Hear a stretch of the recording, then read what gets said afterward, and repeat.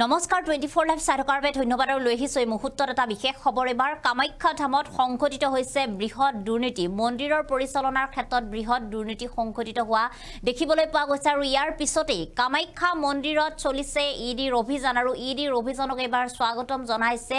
বৰদেউৰী সমাজে দেৱত্বৰ বৰ্ডৰ কাৰ্যকালৰ সময়তে মন্দিৰ পৰিচালনাৰ ক্ষেত্ৰত মন্দিৰৰ বিভিন্ন সামগ্ৰী ক্ৰয় কৰাৰ ক্ষেত্ৰত বিভিন্ন ধৰণৰ তাত দুৰ্নীতি সংঘটিত হৈছিল কেইবা হাজাৰ কোটি টকা তেওঁলোকে তাত লুণ্ঠন কৰিছিল এই সকলো কথা ইতিমধ্যে ইডিৰ অভিযানত পোহৰলৈ আহিছে আৰু ইয়াৰ পিছতে বৰদেউৰী সমাজৰ সভাপতি ফেলু শৰ্মাই প্ৰতিক্ৰিয়া প্ৰকাশ কৰিছে জনাম এই মুহূৰ্তত খবিশেষ আমি জনাইছো এই মুহূৰ্তত এটা বিশেষ খবৰ ইডিৰ অভিযানক লৈ এবাৰ বৰদেউৰী সমাজৰ সভাপতি ফুলা শৰ্মাৰ প্ৰতিক্ৰিয়া প্ৰকাশ এবাৰ তেওঁ স্বাগতম জনাইছে ইডিৰ অভিযানক দায়িত্ব লোৱাৰ সময়ত দেৱত্বৰ বৰ্ডে দাখিল কৰা নাছিল হিচাপ তেওঁলোকে হিচাপ দাখিল কৰা নাছিল সেই সময়ত বিত্তীয় তথ্য দাখিল নকৰাৰ বাবে বৰদেউৰী সমাজে তৰিছিল গোচৰ ইয়াৰ বাবে গোচৰ ৰুজু কৰা হৈছিল আৰু ইয়াৰ পিছত এই গোচৰ গৈ জিলা আদালতৰ পৰা উচ্চ ন্যায়ালয়ৰ মজিয়া পাইছিলে গৈ আৰু ইয়াৰ পিছতে তদন্ত আৰম্ভ হৈছিল আৰু যেহেতু পুনৰ ইডিৰ অভিযান চলিছে এবাৰ কামাখ্যা মন্দিৰত কামাখ্যা ধামত চলা ইডিৰ অভিযানত ইতিমধ্যে বহু তথ্য এতিয়া পোহৰলৈ অহা দেখিবলৈ পোৱা গৈছে এক ভয়ংকৰভাৱে তেওঁলোকে কেলেংকাৰী সংঘটিত কৰিছে কামাখ্যাৰ দেৱত্বৰ বৰ্ডৰ পূৰ্বৰ বিষয়ববীয়াৰ ঘৰতো ইডিয়ে অভিযান চলাইছে দিনজুৰি কামাখ্যা ধামত অভিযান চলাইছে ইডি আৰু ইডিৰ অভিযান সন্দৰ্ভত এবাৰ বৰদেউৰী সমাজৰ সভাপতিয়ে প্ৰতিক্ৰিয়া প্ৰকাশ কৰিছে তেওঁ উল্লেখ কৰিছে যে দেৱত্বৰ বৰ্ডে নিজৰ মতালিৰে তেওঁলোকে কামাখ্যা মন্দিৰ পৰিচালনা কৰিছিলে মন্দিৰৰ ভূমিৰ হৰলুকিটো জড়িত আছিল দেৱত্বৰ বৰ্ড আৰু দেৱত্বৰ বৰ্ডৰ কাৰ্যকালৰ সময়তে এনে ধৰণৰ এতিয়া কেলেংকাৰীসমূহ সংঘটিত হোৱাৰ কথা পোহৰলৈ আহিছে আৰু ইয়াৰ পিছতে তেওঁ যি ইডিৰ অভিযান চলিছে এই ইডিৰ অভিযানত তেওঁলোকে এতিয়া আদৰণি জনোৱা দেখিবলৈ পোৱা গৈছে মন্দিৰ নিৰ্মাণ সামগ্ৰীৰ নামত কোটি টকাৰ কেলেংকাৰীৰ গুৰুতৰ অভিযোগ আছে প্ৰায় 7 কোটি 62 লাখ টকাৰ তেওঁলোকে কেলেংকাৰী কৰিছিলে দেৱত্বৰ বৰ্ডে আৰু এই কেলেংকাৰীসমূহ সংঘটিত হৈছিলে প্ৰায় 2003 চনৰ পৰা 2019 চনৰ ভিতৰত এই কথা উল্লেখ কৰিছে এতিয়া সভাপতিগৰাকীয়ে আৰু অভিযান যেহেতু ইডিয়ে চলাইছে এই অভিযানত তেওঁলোকে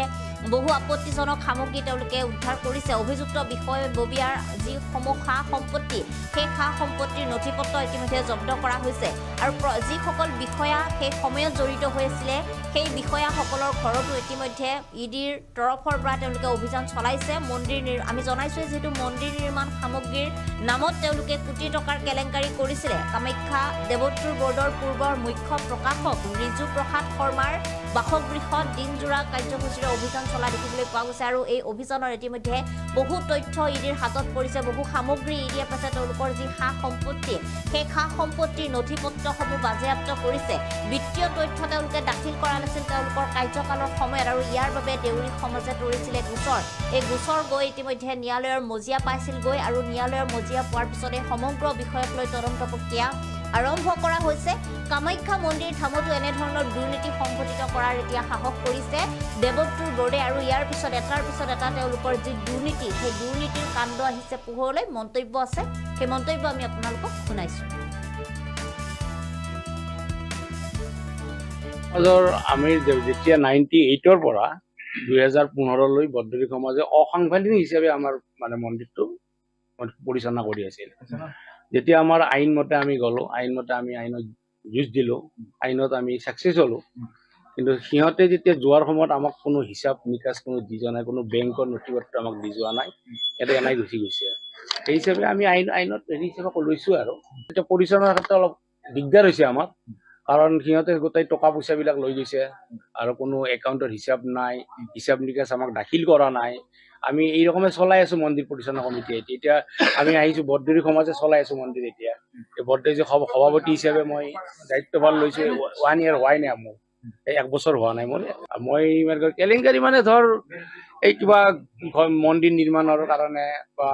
ওৰ পৰা কি কৈছে সেইবিলাক আছে কেইজনমান মুছলিমৰ কেইজনমান ল'ৰাই মন্দিৰ চলাই আছে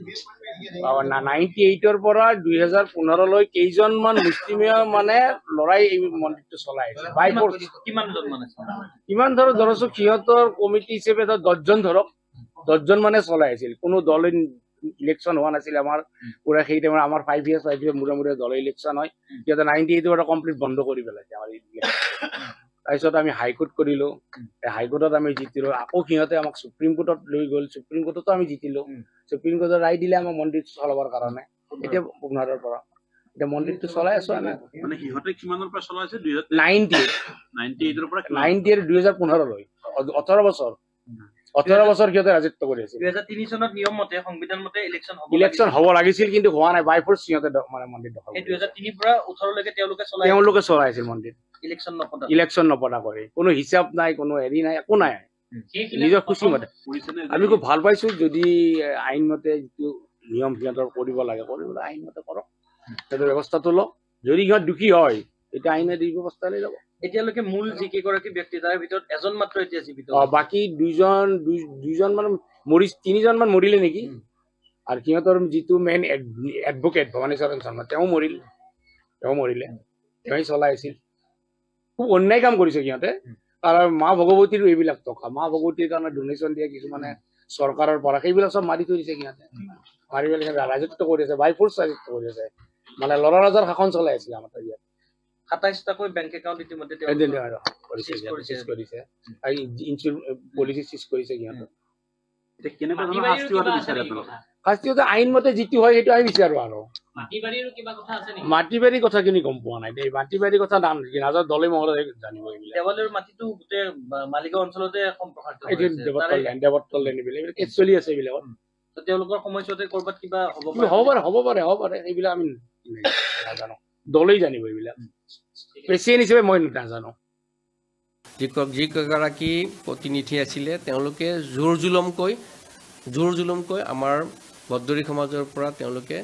পৰিচালনা কৰিছিলে। আৰু সেই পৰিচালনাৰ সময়খিনিতে আমি 2003 পৰা এটা মোকদ্দমা আমি সুপ্ৰিম কোৰ্টত, হাইকোৰ্টৰ পৰা গৈ সুপ্ৰিম কোৰ্ট পৰ্যন্ত গৈছিলোঁ। আৰু সেই ৰায় আমাৰ 2015 চনত ৰায় দিয়াৰ পিছত পুনৰ আমি পৰিচালনাত আৰম্ভ কৰিছোঁ। আৰু সেই সময়ছোৱাত যিখিনি বিত্তীয় কেলেংকাৰীৰ পৰা আদি মন্দিৰ পৰিচালনাত সংঘটিত হৈছিলে, সেইখিনিৰ কাৰণে আমি তেওঁলোকৰ যিখিনি হিচাপ পত্ৰ দাখিল কৰাৰ কাৰণে অনুমোদন জনাইছিলোঁ। অনুমোদন তেওঁলোকে হিচাপ পত্ৰ দাখিল কৰিব নোৱাৰাৰ বিনিময়ত আমি পুনৰ এটা সুপ্ৰিম কোৰ্টত আমি কেছ কৰিছিলোঁ তেওঁলোকৰ মানে বিপক্ষে। আৰু তাৰ পৰিণতি স্বৰূপে আমাৰ যোৱাকালি আমি গম পালোঁ যে আমাৰ এনফৰ্চমেণ্ট অফিচৰ পৰা এটা ৰেড আৰম্ভ হৈছে। আৰু প্ৰক্ৰিয়াটো সম্পূৰ্ণভাৱে আমি সুফল পাওঁ।